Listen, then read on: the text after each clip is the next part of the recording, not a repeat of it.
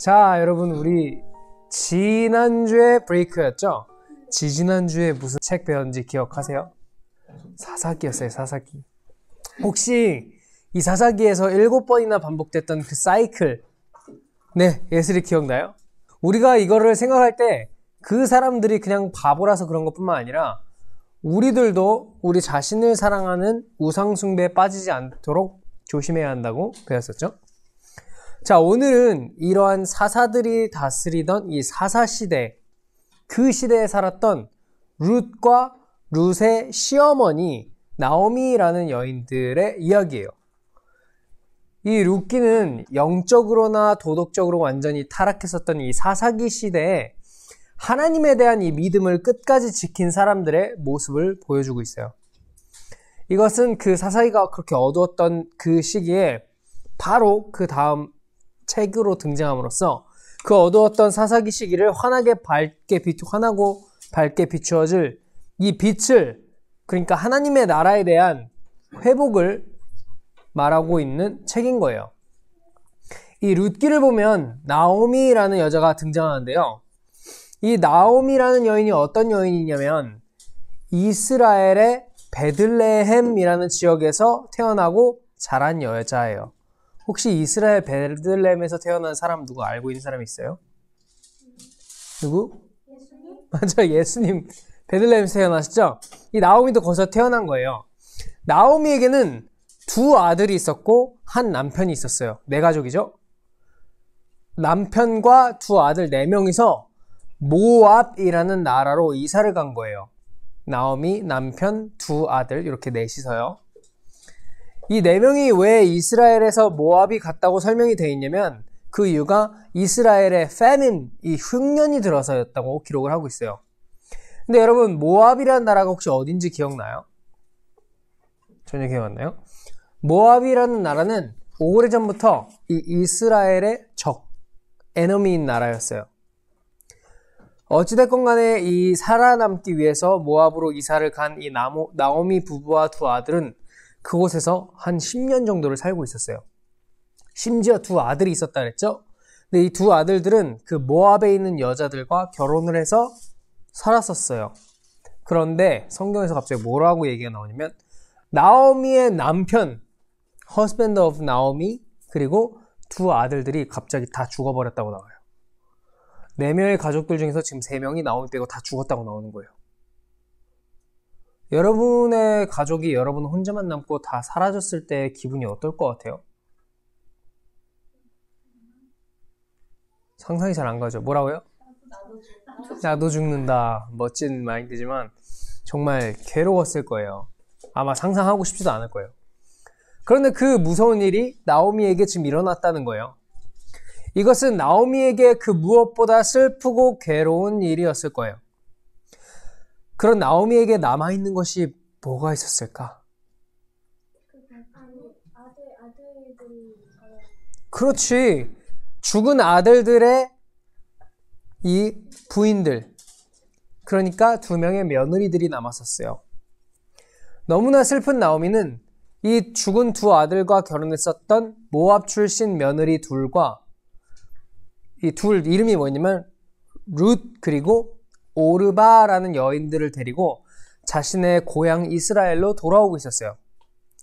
나오미는 이스라엘로 돌아오는 길에 이 이스라엘에서 남편 없는 이 모압 여인들이 살아가는 게, 과부로 살아가는 게 얼마나 힘든지 알았기 때문에 나오미는 남편과 아들들이 다 죽었으니까 이제 이 며느리인 룻과 오르바라는 이 며느리한테 고향 모압으로 돌아가라고 힘없이 말을 했어요. 그 말을 들은 며느리 중 한 명인 오르바라는 여자는 결국 모압으로 돌아가요. 시어머니를 버리고. 그런데 또 다른 며느리인 룻은 이렇게 말했습니다. 룻기 1장 16에서 17절 보겠습니다. 룻기 1장 16에서 17이에요. 자, 제가 큰 소리로 읽겠습니다. 룻이 가로되 나로 어머니를 떠나며 어머니를 따르지도 말고 돌아가라 강권하지 마옵소서. 어머니께서 가시는 곳에 나도 가고 어머니께서 유숙하시는 곳에 나도 유숙하겠나이다. 어머니의 백성이 나의 백성이 되고 어머니의 하나님이 나의 하나님이 되시리니 어머니께서 죽으시는 곳에서 나도 죽어 거기 장사될 것이라. 만일 내가 죽는 일 외에 어머니와 떠나면 여호와께서 내게 벌을 내리시고 더 내리시기를 원하나이다. 자, 이것은 룻의 믿음과 어떻게 보면 이 사랑의 결단이기 때문에 나오미는 이 룻의 다짐을 듣고 나서 이 룻을 며느리로 받아들여서 이스라엘로 같이 가기로 결정을 해요. 이제 완전히 나 이제 혼자 남았다 라고 생각했던 이 시어머니 이 나오미는 이러한 룻의 결단이 아마도 굉장히 큰 힘과 위로가 됐을 거예요. 그래서 결국 이 룻과 나오미는 이스라엘 땅으로 함께 돌아오게 됐어요. 이 나오미의 고향인 이스라엘에 돌아왔을 때, 이 베들레헴에 돌아왔을 때 이스라엘은 보리를 수확하고 있는 하베스트 기간이었어요. 그래서 룻도 이삭을 줍기 위해서 밭으로 나갔어요. 이 룻은 이삭을 막 줍기 시작했어요. 룻기 2장에 보시면 룻이 이삭을 주었다라는 말이 무려 12번이나 나오는데요. 이거는 룻이 너무너무 배가 고파서 주웠다 이런 얘기가 아니에요. 지금 룻이 누구랑 함께 있다 그랬죠? 나오미랑 같이 있죠? 시어머니랑 같이 있는 거예요.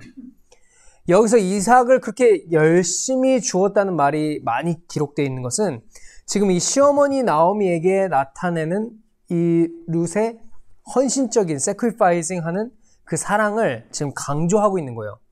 이렇게 열심히 룻이 배가 고팠구나가 아니라 이렇게 열심히 시어머니까지 살리기 위해서 이렇게 열심히 이삭을 주었다는 것을 강조하고 있는 거예요.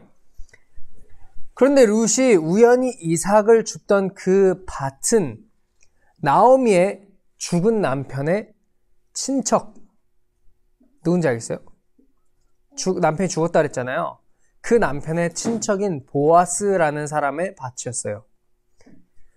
이 보아스라는 사람은 이삭을 자기의 밭에서 줍고 있는 이 룻을 보고 일부러 이 일꾼들에게 더 많은 이삭을 떨어뜨리게 해서 룻이 더 많이 이삭을 주울 수 있도록 도왔어요. 왜 그랬을까? 뭐라고요? 룻을 돕고 싶어서. 자, 그 이유는 예슬이가 말한 것처럼 룻이 시어머니 나오미와 이 함께 이스라엘로 내려왔다는 이야기를 이미 들어서 알고 있었기 때문이에요. 이 보아스라는 사람은 현숙한, 제너러스한 성격의 소유자였고 하나님을 경외하는 멋있는 사람이었어요. 이 보아스는 시어머니 나오미를 섬기기 위해서 이스라엘에 오기로 결단한 이 롯을 위해서 blessing, 축복 기도도 해줬어요. 그리고 이 이삭을 많이 주워온 룻은 그날 집으로 돌아와서 나오미에게 보아스라는 사람을 제가 만났어요 라고 이야기를 해준 거예요. 그랬더니 이 나오미가 뭐라고 얘기를 하냐면 그 보아스라는 사람이 자기의 이 모압 여자 룻의 죽은 남편을 대신해서 가문을 이을 수 있는 사람이라는 걸 알려주는 거예요. 무슨 말인지 이해가 돼요? 좀 어렵나요? 안 어렵죠? 쉽게 말하면 이스라엘에는 남편이 아들을 남기지 못하고 죽었을 경우에 친척들 중에서 죽은 남편을 대신해서 그 가문을 이어줄 수 있는 법이 있었어요.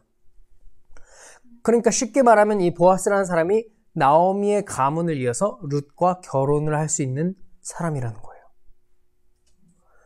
보아스를 만났다는 소식을 들은 나오미는 새로운 이 희망과 소망을 품고 어떻게 하면 이 보아스라는 사람을 룻의 남편으로 맞을 기회가 있을지 계획을 짜기 시작해요. 나오미가 룻에게 이렇게 말해요. 룻기 3장 3절에서 5절이에요. 룻기 3장 3절에서 5절. 제가 읽겠습니다.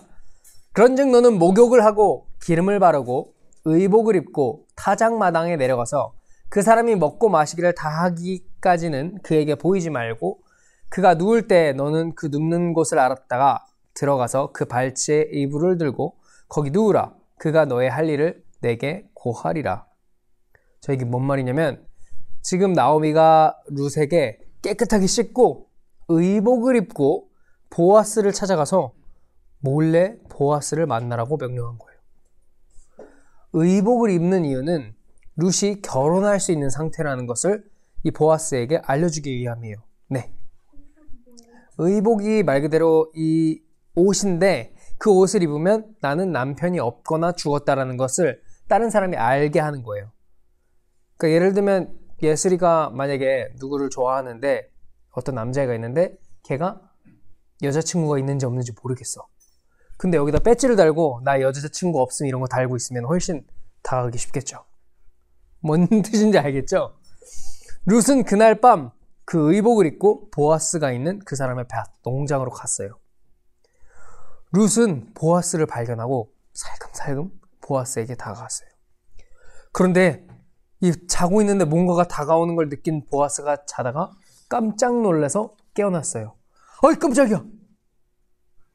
룻은 자다가 갑자기 일어난 보아스에게 시어머니 나오미의 가문이 다시 서도록 결혼을 해달라고 말했어요.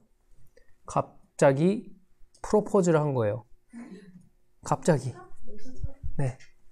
갑자기 자는 사람 깨워가지고 프로포즈 한 거예요. 자, 여기서 우리가 짚고 넘어가야 할 사실은 이렇게 결혼을 하자고 프로포즈 하는 것이 그 당시에 일반적인 문화가 아니었다는 거예요. 그 당시에는 그냥 처음 본 사람에게 나랑 결혼해주세요 이렇게 얘기하는 게 당연한 게 아니었다는 거예요. 좀 이상한 거예요, 이거. 나오미가 정상적이지 않은 방법임에도 불구하고 룻에게 이렇게 프로포즈 해라라고 명령했던 이유는 이런 행동을 통해서 자기의 불쌍한 며느리인 룻의 삶을 회복시켜주고 싶었기 때문이에요. 반면에 이 룻은 자신이 이렇게 이상한 방법으로 프로포즈를 함으로 인해서 자신이 이렇게 현숙하지 못하거나 어리석다는 욕을 먹을 것을 각오하고서 보아스와 결혼하게 되어 시어머니 나오미의 가문을 회복시켜주기 위해서 그것을 각오하고 이렇게 이상한 방법에도 순종하고 그렇게 프로포즈 했다는 거예요. 이해돼요? 둘 다 서로를 지금 배려하고 있는 거죠. 그런데 더 놀라운 것은 이 보아스라는 사람이 이 모든 상황을 다 알고 있었다는 거예요. 이 시어머니 나오미가 룻에게 이런 명령을 시켰다는 것과 그들이 왜 이런 명령을 했고 왜 나오미와 룻이 그렇게 하기로 했는지 다 알고 있었다는 거예요. 그래서 보아스가 룻에게 뭐라고 얘기를 하냐면 자기가 이 모든 상황을 이미 알고 있으니까 너가 이것이 어리석은 행동이었다라고 오해할 사람은 아무도 없다며 도리어 이 룻을 위로해줘요. 그러면서 이 보아스가 룻과 결혼하기 위해서는 자기 자신보다 더 가까운 친척이 먼저 이 룻과 결혼을 해야 하는데 만약에 그 가까운 친척이 룻과 결혼하기를 원치 않으면 자기가 반드시 룻과 결혼하겠다고 룻이랑 약속을 해요. 하나님 앞에서. 그래서 룻은 이 약속을 받고 새벽까지 그곳에 가만히 숨어 있다가 아무도 모르게 그곳을 빠져나가요. 바로 그때 보아스가 룻에게 떠나기 직전에 뭐라고 얘기를 하냐면 이렇게 얘기해요. 룻기 3장 15절이에요. 룻기 3장 15절 제가 읽을게요. 보아스가 가로되 내 겉옷을 가져다가 펴서 잡으라. 펴서 잡으니 보리를 6번 되어 룻에게 이어주고 성으로 들어가니라. 자, 그냥 가지 말고 이것도 가져와라 라면서 이렇게 챙겨주는 거죠. 룻은 이 돌아가서 이 기쁜 소식을 나오미에게 알려줬어요. 그리고 아까 보아스가 챙겨준 이 보리를 챙겨주면서 이렇게 보아스가 이렇게 챙겨줬다고 말하면서 시어머니한테 이렇게 얘기를 해요. 룻기 3장 17절이에요. 가로되 그가 내게 이 보리를 6번 되어주며 이르기를 빈손으로 내 시모에게 가지 말라 하더이다. 보아스가 룻에게 보리를 주면서 이런 말까지 했던 거예요. 너는 굶어도 네 시어머니 굶기지 마라. 멋있죠? 안 멋있어요? 그 말을 듣고 나오미가 뭐라고 얘기를 하냐면 그 다음 절에 룻기 3장 18절 이에 시모가 가로되 내 딸아 이 사건이 어떻게 되는 것을 알기까지 가만히 앉아있으라. 그 사람이 오늘날 이 일을 성취하기 전에는 쉬지 아니하리라. 자 보세요. 만약에 룻이 보아스 말고 더 가까운 그 보아스보다 더 가까운 친척과 결혼을 하면 어떡하죠? 뭐 룻은 남편을 얻게 되는 거고 나오미도 가문을 회복하게 될 것이에요. 하지만 룻의 말들을 들었던 나오미는 알고 있었던 거야. 뭐냐면 보아스도 룻을 마음에 들어 하고 있었다는 것을. 상황이 이해돼요? 그래서 나오미는 보아스도 이 일이 다 해결될 때까지 마음이 편하지 않을 거라는 걸 알고 있었어요. 그래서 나오미가 룻에게 조용히 가만히 앉아서 초조해하지 말라라는 것은 이 일을 맡은 보아스가 그것을 잘 처리할 것이라는 것을 알기 때문이었어요. 그 후에 누가 룻과 결혼을 할 것인지 회의가 열리는데요. 룻이 결국 누구와 결혼하게 됐을까? 맞아요. 보아스와 결혼을 하게 되었고, 이 보아스가 나오미의 가문을 이어받을 자로 결정이 되었어요. 그러나 이 보아스가 나오미의 가문을 잇기 위해서 룻과 결혼한 것이 굉장히 희생적인, sacrificing 하는 사랑이라는 것을 기억해야 돼요. 왜냐면 아까 보아스보다 더 가까운 친척이 룻과 결혼을 하지 않아야지 룻과 보아스가 결혼할 수 있다고 했죠. 그 가까운 친척이 왜 룻과 결혼하지 않았는지 아세요?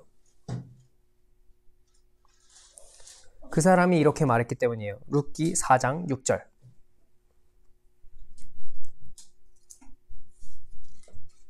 제가 읽을게요. 그 기업 물을 자가 이르되 나는 내 기업에 손해가 있을까 하여 나를 위하여 무르지 못하노니 나의 물을 권리를 내가 취하라. 나는 무르지 못하겠노라. 이게 무슨 말이냐면 그 사람은 그 가까운 친척, 보아스보다 가까운 친척은 아무 재산도 없었던 이 가난한 룻과 결혼하기를 거절했다는 거예요. 왜냐면 내 재산에 손해가 가니까. 그러나 이 보아스는 그러한 손해를 보더라도 룻이 돈이 없고 나오미가 돈이 없더라도 내가 책임지겠다. 내가 너희들을 먹여 살리겠다라고 결정해서 룻과 결국 결혼하게 됐다는 거예요. 그러니까 이거는 분명히 희생적인 사랑이죠. 보아스는 이 나오미 가문을 이어받고 룻과 결국 결혼을 하게 됐어요. 이러한 룻과 보아스의 서로서로의 희생들을 통해서 나오미의 삶은 이제 완전히 회복되게 되죠. 그리고 나서 뭐라고 기록되어 있냐면 오벳이라는 아들을 낳았다고 기록이 되어 있는데요. 자, 오늘 이야기에서 룻은 왜 그렇게 이 시어머니인 나오미의 가문을 다시 살리기 위해 결단을 하고 뭐 프로포즈도 하고 진짜 꼭 그렇게까지 해야 되나? 라고 할 정도로 되게 열심히 나오미의 말에 순종을 했을까요? 왜 그랬을까? 사랑하니까. 룻이 믿음이 강하고 착하고 대단한 여인이어서 그렇게 할 수 있었던 것이었을까요? 아니에요. 왜냐면 룻은 하나님을 잘 알지 못하는 다른 나라 이방 여자, 모압 여자 여인이었기 때문이에요. 하나님의 약속에 대해서는 룻은 잘 알지 못했어요. 하지만 하나님께서는 이 아브라함과 그의 아들들을 통해서 하나님의 약속을 이루실 것이라고 말씀하셨다 그랬죠. 하나님께서는 이 하나님을 알지 못하는 다른 나라 여인, 이 룻의 순종을 통해서 보아스라는 사람과 기적적으로 결혼을 시킴으로 하나님의 약속을 이루어가고 계신 것이에요. 어떻게 하나님이 이 보아스와 룻을 통해서 그 약속을 이루어 가시고 계시냐고요? 오늘 방금 제가 룻과 보아스가 결혼하여 낳은 남자 이름이 뭐라고 했죠? 혹시 이 오벳이라는 인물이 누군지 기억나는 분이 있나요? 정확하게 말하면 다윗 왕의 할아버지. 이 오벳의 아들의 아들이 다윗 왕인 거예요. 하나님 지금 이 모압 여인 룻과 보아스의 결혼을 통해서 이스라엘 역사상 가장 위대한 왕 다윗, 그 다윗의 할아버지를 낳게 하신 것이에요. 거기서 끝나지 않고 방금 예슬이가 말한 것처럼 이 다윗 왕의 아들들을 통해서 오늘 나오미가 태어난 이 베들레헴, 예루살렘 베들레헴에서 우리의 죄를 용서하시고 영원한 하늘나라의 가문으로 우리를 이어주신 예수 그리스도께서 탄생하십니다. 이 룻이 대단한 사람처럼 보일 수 있었던 것은 전능하신 하나님께서 룻과 나오미와 보아스를 통해서 이 약속을 이루셨기 때문이에요. 룻이 대단한 게 아니라는 거예요. 약속을 반드시 이루시는 전능하신 하나님이 대단하신 것이에요. 이 룻과 나오미와 보아스는 일상 속의 작은 순종들을 통해서 자신도 모르는 사이에 하나님께 쓰임을 받았어요. 자, 룻이 아까 어느 나라 사람이라고 했죠? 모압이라 했죠? 자, 봐요. 지금 이스라엘 사람이 아닌 사람이 구약시대에 구원을 받은 거예요. 지금 우리는 그 이스라엘과 관계가 있나요? 우리도 이스라엘 관점에서 볼 때 모압 나라나 이방인처럼 우리도 하나님에 대해서 몰랐던 사람들이에요. 그러나 하나님께서는 이 구약 이야기들을 통해서 하나님을 믿지 않는 나라, 하나님의 적들이었던 나라의 여인들이 하나님을 믿음으로 지금 예수님의 족보에 들어가게 됐다는 거예요. 그것처럼 여러분의 삶 속에서도 이런 작은 하나님의 말씀에 대한 순종을 통해서 그 하나님의 자녀로의 축복을 받으시는, 누리시는 여러분이 되시기를 바랍니다.